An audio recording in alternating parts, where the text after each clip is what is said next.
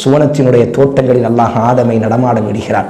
சுவனத்தினுடைய இன்பங்களை அல்லாஹ் ரசிக்க விடுகிறான். சுவனத்தினுடைய கோட்டைகளில் ஆதம் அலைஹிஸ்ஸலாம் ஓய்வெடுக்கிறார்கள்.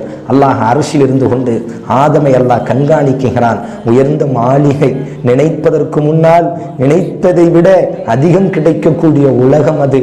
தோட்டங்களும் துறவுகளுமாய் கண்கொள்ளா காட்சியாக எந்த கண்ணும் பார்த்திராத, எந்த காதும் கேட்டிராத, எந்த உள்ளத்தாலும் கற்பனை செய்ய முடியாத மாபெரும் சுவனம் என்ற உலகம் அல்லவா.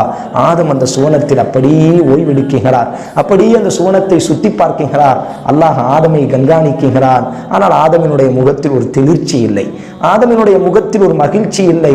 வல்லாஹு அலீமும் பிதாத்தி சுதூர், மனிதர்களினுடைய உள்ளங்களின் ரகசியத்தை அறியக்கூடிய அறிஞன் அல்லவா அல்லாஹ். ஆதம் மாபெரும் கோட்டையில் இருக்கிறார், மிகச்சிறந்த சுவனத்தில் இருக்கிறார். ஆனாலும் அவரினுடைய முகத்தில் மகிழ்ச்சி இல்லாததை அல்லாஹ் காணுகிறான். ஆதமை அல்லாஹ் சுவனத்தில் தூக்கத்தை கொடுக்கிறான். அந்த சுவனத்து தோட்டத்திலேயே ஆதம் உறங்குகிறார். அவர் உறங்கி கொண்டிருக்கக்கூடிய நேரம், ஆதம் தூங்கி கொண்டிருக்கக்கூடிய நேரம், அவரினுடைய விலா எலும்பிலிருந்த அல்லாஹ் அவரினுடைய துணையான நம்முடைய தாயான மனித இனத்தினுடைய முதல் பெண்ணான ஹவ்வா அலைஹிஸ்ஸலாம் அவர்களை அல்லாஹ் படைக்கிறார். ஹவ்வா அலைஹிஸ்ஸலாம் ஆதம் அலைஹிஸ்ஸலாம் தூங்கி கொண்டிருக்கிறார். அவருக்கு பக்கத்தில் அமர்ந்து இருக்கிறார்கள். சிறிது நேரம் கழித்து கண் விழிக்கிறார்.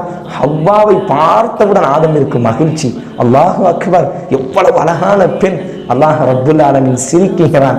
ஆதமே, அவள் உனக்கான துணை, அவளோடு நீ இந்த சுவனத்தில் மகிழ்ச்சியோடு சுத்தி பார்ப்பாயாக.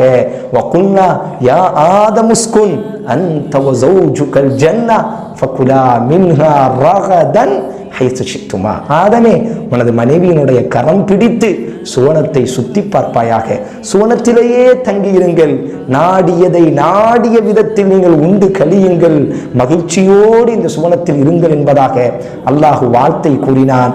ஆதம் அலைஹிஸ்ஸலாமும் ஹவ்வா அலைஹிஸ்ஸலாமும் இணைகிறார்கள். ஜோடியாய் சுவனத்திற்குள் சிட்டுக்குருவியாய் மகிழ்ச்சியோடு பயணத்தை தொடர்கிறார்கள்.